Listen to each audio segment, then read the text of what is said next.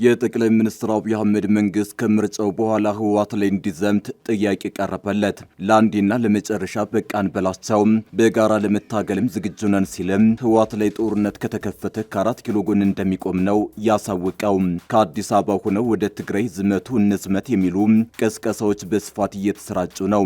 መንግስታዊ የቴሌቪዥንና ዜና ማሰራጫዎችም ህወሓትን የሚያነውሩና የሚከሱ ሰፊ ዘገባዎችን በማሰራጨት ተጠምደዋል። በስርስር እናስደምጣ አሜሪካ የህወሓት አመራሮች ላይ ተጨማሪ ማዕቀብ ለመጣል እየተንቀሳቀሰች መሆኑ ታወቀ። ህወሓት ስለ ማዕቀቡ ለመጀመሪያ ጊዜ አስተያየቱን አጋርቷል። ጀዋር መሐመድ በበኩሉ የትራምፕ እርምጃ ጦርነቱን ይበልጥ ያፋጥነዋል ሲል አስጠንቅቋል። ማዕቀቡ ሻዕቢያንም ይመለከታል ያሉት ደግሞ የአብይ አማካሪ ናቸው። የትራምፕ ማዕቀብ ይፋ ከተደረገ በኋላ በራያ አላማጣና ወልቃይት ቀጠና ቡድኑ ከወትሮ የተለየ ወታደራዊ ስምሪት እያደረገ ነው ተብሏል። ተሰሙታላችሁ። ፑቲን ዘነበባቸው። ራሻም አልቻለችም። ዩክሬን በሞስኮ በፈጸመችው ከባድ የድሮን ድብደባ ጥቁር ዝናብ እየዘነበ መሆኑን ነዋሪዎች እየገለጹ ነው። ጦርነቱ ከተጀመረ አንስቶ ዩክሬን በሞስኮ ላይ ካደረሰቻቸው ጥቃቶች የከፋው ሲሆን ዩክሬን ወደ ሩሲያ መዲና ወደ 200 የሚጠጉ ድሮኖችን ተኩሳለች። የሞስኮ ሰማይ በጥቁር ጭስ ታፍኗል። ታደምጡታላችሁ። መጤዎች ላይ ያነጣጠረው ጥቃት ተጠናክሮ ቀጥሏል። ዘመቻው እያየለ ነው። እስካሁን እንዴት አልወጣችሁም? በአስቸኳይ ለቃችሁ ውጡ የሚል ማስጠንቀቂያ ለኢትዮጵያውያኑ ደርሷቸዋል። በደቡብ አፍሪካ የውጭ ዜጎች ይውጡልን የሚለው ዘመቻ እየተጠናከረ መጥቷል። ጉዳዩን በተመለከተ የያዝነውን ዘገባ እናስደምጣችኋለን። አክብሮታዊ ሰላምታችን በያላችሁበት የዓለም ዳርቻ የረሳችሁ የተወደዳችሁ አንድ አፍታ ሚዲያ ቤተሰቦች ከአንድ አፍታ ለአሁኑ መደመጥ አለባቸው ያልናቸውን ዜናዎች ወደ እናንተ የምናደርስበት ሰዓት ላይ ተገኝተናል። አብራችሁን ትቆዩት ዘንድ ግብዣችን ነው።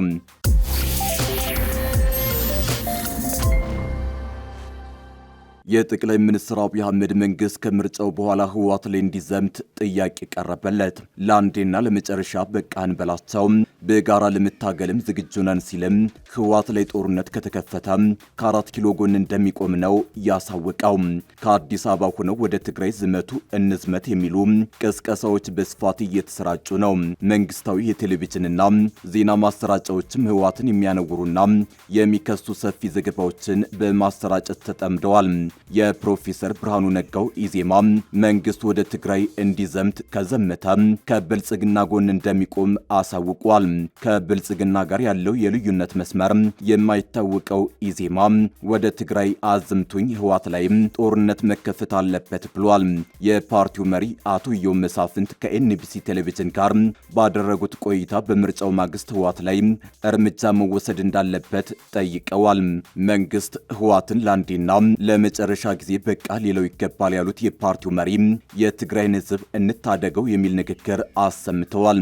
በሰሜኑ ጦርነት ወቅት የትግራይ ህዝብ ያ ሁሉ ሰቁቃ ሲደርስበት ተባባሪ የነበረው ኢዜማ አሁን ላይ ለትግራይ ህዝብ ቀን ሐሳቢ መስሎ ህዝቡን እንታደገው የሚል ጥሪ አቅርቧል። በእርግጥም የኢዜማ የትግራይን ህዝብ እንታደገው ከሚለው ጥሪ ባለፈ ትግራይ ላይ በጋራ እንዝመት የሚል የጦርነት ጥሪም አብሮ አስተጋብቷል። ህወሓትን ለአንዴና ለመጨረሻ ጊዜ በቃ ልንለው ይገባል፣ ቡድኑ ላይ በሚወሰደው እርምጃ ኢዜማ ይሳተፋል በማለት ነው የፓርቲው መሪ ኢዮብ መሳፍንት የተደመጡት። ህወሓት ላይ ጦርነት ከተከፈተ እዘምታለሁ የሚለው ኢዜማ የትግራይ ህዝብ ክልሉን እንደ ስጋት ቀጠና እየተመለከተው ነው ብሏል። ከምርጫው መለስ ትልቁ የቤት ስራችን ከትግራይ ህዝብ ጋር በመተባበር የህወሓትን እንቅስቃሴ መቀልበስ ነው በማለት አቶ ኢዮብ ተደምጠዋል። የትግራይ ህዝብ በዚህ አፍና ውስጥ ሆኖ እንኳን ተቃውሞ ገንፍሎ እየወጣ ነው ያሉም ሲሆን ይህም ህወሓት ከህዝቡ መነጠሉንና ደጋፊ አልባ መሆኑን ያሳያል ብለዋል። ተባብረን ልናጠፋቸው ይገባል። ይህ ቡድን እንደዚህ የሚፋንንበትን አቅሙን ማሳጣት አለብን። በኢትዮጵያ ምድር የህወሓት አይነት እንዳይፈጠር ማስተማሪያና መቀጣጫ ማድረግ አለብን። ይህን ቡድን ከኢትዮጵያ ምድር መንቀል ይኖርብናል በማለት የጦርነት ጥሪ አቅርበዋል። ፓርቲው በሊቀመንበሩ በኩል እንዲህ ያለውን አደገኛ መልእክት ከማሰራጨቱ ከ2 ሳምንት በፊት ፌዴራል መንግስቱ ህወሓት ላይ እንዲዘምት ጥሪ ማቅረቡ የሚታ የሚታወስ ነው።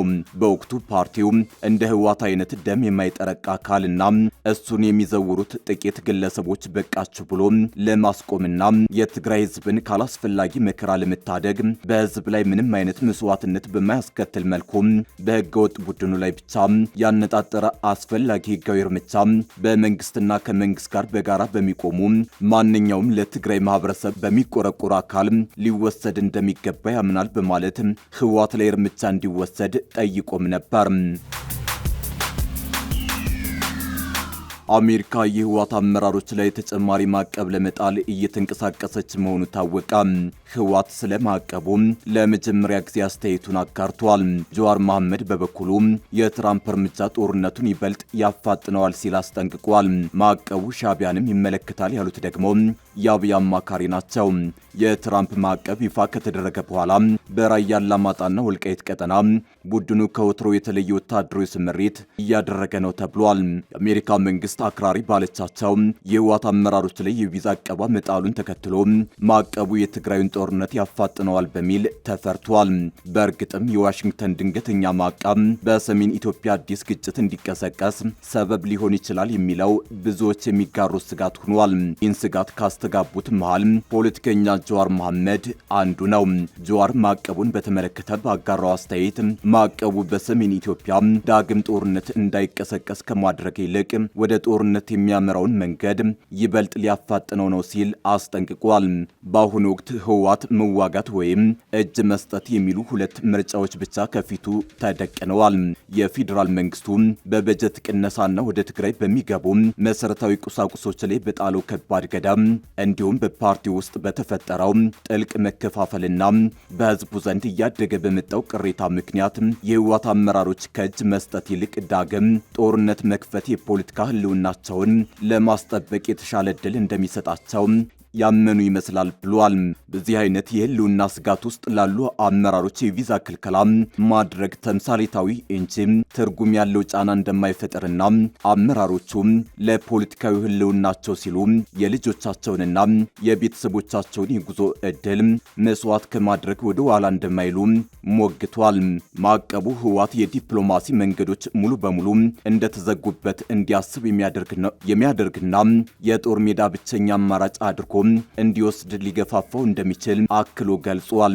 ማዕቀቡ ሙሉ በሙሉ በህወሓት አመራሮች ላይ ብቻ ያነጣጠረ መሆኑን የነቀፈው ጀዋር የፌዴራል መንግስቱ ወደ ትግራይ እያደረገ ያለው ወታደራዊ ስምሪት እንዲሁም ከፍተኛ የጦር አዛዦችና ባለስልጣናት እያሰሙት ያለው የጦርነት ቅስቀሳ በአሜሪካ መንግስት እይታ ውስጥ አለመግባቱ ሚዛናዊነት የጎደለው መሆኑን አንስቷል። የዋሽንግተን ውሳኔ የጠቅላይ ሚኒስትር አብይ አህመድን መንግስት ይበልጥ በድፍረትና በአግላይነት እንዲንቀሳቀስ የሚያበረታታ መሆኑን አስገንዝቧል። ፕሪቶሪያን ለማስፈጸም የሸሹት አሜሪካና ዓለም አቀፉ ማህበረሰብ አሁን ላይ ምንም አይነት ማበረታቻ ሳያቀርቡ በትንሽ ዱላ ብቻ ማስፈራራታቸው የዲፕሎማሲውን መንገድ እምነት አልባ እንዳደረገው ጠቁሟል። የዋሽንግተን ማዕቀብ በእንዲህ መልኩ መነጋገሪያነቱን ፈጥሯል። አሁንም ግን መሬት ላይ በሁለቱም ወገን በኩል የሚታየው ወታደራዊ እንቅስቃሴ ማዕቀቡ ጦርነቱን ማስቀረት ይችላል ወይ የሚል ጥርጣሬን የሚያጭር ነው። የህወሓቱ ምክትል ሊቀመንበር አቶ አማኑኤል አሰፋ በበኩላቸው የአሜሪካ ቪዛ ገዳም ለህወሓት አመራሮች አሳሳቢ ጉዳይ አለመሆኑን ገልጸው ቪዛ ለማያስፈልጋቸውስ የሚል ጥያቄ ለአሜሪካ ቀርበዋል። ቪዛ ሳያስፈልጋቸው ወደ ቀያቸው መመለስ የማይችሉ በረሃብና በበሽታ ያለቁና እየተሰቃዩ ያሉ በሚሊዮን የሚቆጠሩ የሀገር ውስጥ ተፈናቃዮች ባሉበት ሁኔታ እኛ በእርግጥ ትኩረት ማድረግ ያለብን በጥቂት ግለሰቦች ላይ በተጣለው የአሜሪካ የተመረጠ የቪዛ ገደብ ላይ ነው። በእርግጥስ ዋናውና ትልቁ የዜና ጉዳይ ይሄ ነው ሲሉ መልሰዋል። የጠቅላይ ሚኒስትሩ አማካሪ ጌታቸው ረዳ በበኩላቸው እርምጃው ከህወሓት ጋር በጥቅምም ሆነ በስትራቴጂ ይተባበራሉ ተብለው ለሚጠረጠሩ ለሻዕቢያው መሪ ኢሳያስ አፈወርቂ መንግስት ላሉ የውጭ አካላትም የተላለፈ ግልጽ ማስጠንቀቂያ ነው ብለውታል። በዩክሬን ጥቃት ሳቢያ ጥቁር ዝናብ እየጣለ መሆኑን የሞስኮ ነዋሪዎች ተናገሩ። ዩክሬን በሩሲያ የነዳጅ ማቀነባበሪያ ላይ ጥቃት መፈጸሟን ተከትሎ ጥቁር ጋዝ የቀላቀለ ዝናብ እየጣለ እንደሆነ ነዋሪዎች ገልጸዋል። ጦርነቱ ከተጀመረ አንስቶ ዩክሬን በሞስኮ ላይ ካደረሰቻቸው ጥቃቶች የከፋው ሲሆን ዩክሬን ወደ ሩሲያ መዲና ወደ 200 የሚጠጉ ድሮኖችን ተኩሳለች ተብሏል። የሞስኮ ሰማይ በጥቁር ጭስ እንደታፈንና 17 ሰዎች እንደተጎዱ ሀገረ ገዢው አንድሪ ቮሮቪዮቭ ተናግረዋል። በደቡብ ምስራቅ ሞስኮ የሚገኙ ነዋሪዎች ለቢቢሲ እንደገለጹት ዝናቡ ልብሳቸው ላይ አስቀያሚ ጥቁር ምልክት ይጥላል። የሞስኮ ባለስልጣናት ጋዝ የቀላቀለ ዝናብ መውረዱን ቢያስተባብሉ በቴሌግራም ገጻቸው ባጋሩት መልእክት ነዋሪዎች መስኮታቸውን እንዲዘጉና አስም ያለባቸው ህጻናትና አረጋውያን አካባቢውን ለቀው እንዲወጡ አሳስበዋል። የሩሲያ መከላከያ ሚኒስቴር ባወጣው መግለጫ ባለፉት 24 ሰዓታት ወደ 1000 የሚጠጉ የዩክሬን ድሮኖችን ማምከን ተችሏል። በሞስኮ ደቡባዊ ግዛት በምትገኘው ሮስቶቭ የነዳጅ ፋብሪካ ላይ በደረሰ ጥቃት አንድ ሰው ተገድሏል። የዩክሬን ፕሬዝዳንት ቮሎዲሚር ዜሌንስኪ እንዳሉት የድሮን ጥቃቱ ባለፈው ሳምንት ሩሲያ በቪቭ ላደረሰችው ድብደባ ያጸፋ ምላሽ ነው። ሩሲያ ባለፈው ሳምንት በኪቭ በሚገኘው ፔች ራስክ ገዳም አካባቢ ጥቃት ማድረሷን ጠቅሰው እኛ ጦርነቱን አንፈልገውም አልፈለግነውም፣ ዩክሬን ከተቃጠለች ግን ሞስኮም ትነዳለች ሲሉ ዝተዋል። የሩሲያ የውጭ ጉዳይ ሚኒስትር ሰርጌይ ላቭሮቭ ቃላት ብቻ በቂ አይደለም፣ ዩክሬን መጠነ ሰፊ ዋጋ ትከፍላለች በማለት ምላሽ ሰጥተዋል። በሞስኮ የሚገኘው ካፓታኒያ ነዳጅ ፋብሪካ በአንድ ወር ውስጥ 3 ጊዜ ጥቃት ተፈጽሞበታል። አካባቢው በጥቁር ጭስ ታፍኖ የሚያሳዩ ቪዲዮዎችም ወጥተዋል። የድሮን ስብርባሪ በመውደቁ ምክንያት በአቅራቢያው በሚገኝ መደበር እሳት መነሳቱ ተገልጿል። ቢቢሲ ትክክለኝነቱን ባረጋገጠው ቪዲዮ ላይ በአንድ ህንፃ አናት ላይ ድሮን ሲወድቅ ይታያል። በሌላ በተረጋገጠ ቪዲዮ ላይ ደግሞ ጥቁርና በጋዝ የተሞላ ፍንጥቅጣቂ መኪና መቆሚያ ላይ ሲወርድ መመልከት ቻላል። አንድ ነዋሪ ከቤቴ ስወጣ እያካፋ ነበር፣ ልብሴ ላይ ደስ የማይል ጥቁር ነጠብጣብ ጥሎብኛል፣ ፔትሮሊየም የሚፈስ ከሆነ ጸጉራችን ተነቃቅሎ እስከሚወድቅ ልንጠብቅ ነው ማለት ነው ስትል ለቢቢሲ ገልጻለች። የሩሲያ ባለስልጣናት የድሮን ጥቃቱ ያደረሰውን ጉዳት የሚያሳዩ ምስሎችና ቪዲዮዎችን ማጋራትን ቢከለክሉ በርካታ ተንቀሳቃሽ ምስሎች እየወጡ ነው። መጤዎች ላይ ያነጣጠረው ጥቃት ተጠናክሮ ቀጥሏል። ዘመቻው እያየለ ነው። እስካሁን እንዴት አልወጣችሁም? በአስቸኳይ ለቃችሁ ውጡ የሚል ማስጠንቀቂያ ለኢትዮጵያውያኑ ደርሷቸዋል። በደቡብ አፍሪካ የውጭ ዜጎች ይውጡልን የሚለው ዘመቻ እየተጠናከረ መጥቷል። በደቡብ አፍሪካ በስደተኛ ጠል ቡድኖች የተቀሰቀሰውና የውጭ ዜጎች ይውጡልን የሚለው ዘመቻ ተጠናክሮ መቀጠሉን በሀገሪቱ የሚኖሩ ኢትዮጵያውያን ለቲክቫ ኢትዮጵያ ገልጸዋል።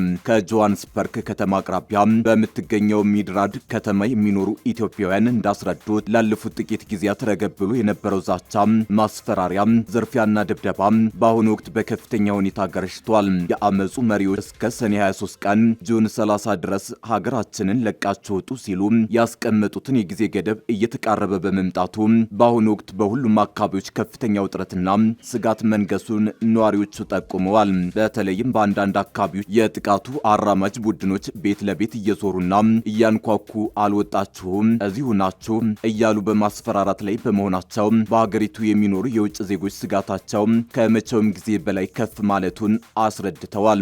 ማላዊ፣ ኒጀር፣ ጋናና ናይጄሪያን የመሳሰሉ ሀገራት ዜጎቻቸውን በሰላም ማስወጣት የጀመሩ ሲሆን አንዳንድ አፍሪካውያንም ጥቃቱን በመፍራት ተሰባስበው በህዝባዊ አደባባዮች ላይ ውሎና ደራቸውን እያደረጉ ይገኛሉ። የደቡብ አፍሪካ መንግስት ድርጊቱን እያወገዘ እርምጃዎችን እየወሰደ መሆኑን ቢገልጽም በተግባር ግን በአንዳንድ ቦታዎች ግድያን ጨምሮ ከባድ ዝርፊያና ማስፈራራት አሁንም እየተፈጸመ መሆኑን ሁለት የጆሃንስበርግ ነዋሪዎች ለቲክቫ ኢትዮጵያ ገልጸዋል። በተለይም በሀገሪቱ በከፍተኛ ቁጥር በሚኖሩት የማላዊ ዜጎች ላይ ተቃውሞ የበረታ ሲሆን እነሱም የተቃውሞ ሰልፍ ማድረጋቸው ተሰምቷል። በደቡብ አፍሪካ የኢትዮጵያውያን ኮሚኒቲ አስተባባሪዎች ስለ ወቅታዊ ሁኔታና ስለሚወሰዱ ጥንቃቄዎች በቀጣይ ዝርዝር መረጃዎችን እንደሚሰጡ ገልጸዋል። ባለፉት ሳምንታት በደቡብ አፍሪካ ውስጥ ጸረ አፍሪካውያን አፍሪካውያን ስደተኞች ስሜቶች በይፋና በተዘዋዋሪ ሲንጸባረቁ ቆይተዋል። መንግስት ህጋዊ ያልሆኑ ስደተኞችን እንዲቆጣጠር የሚጠይቁ በርካታ የተቃውሞ ሰልፎች በመላው ሀገሪቱ ተካሂደዋል። በተጨማሪም በውጭ ዜጎች ላይ ያነጣጠሩ ጥቃቶችን የሚያመላክቱ ዘገባዎች ሲወጡ ቆይተዋል።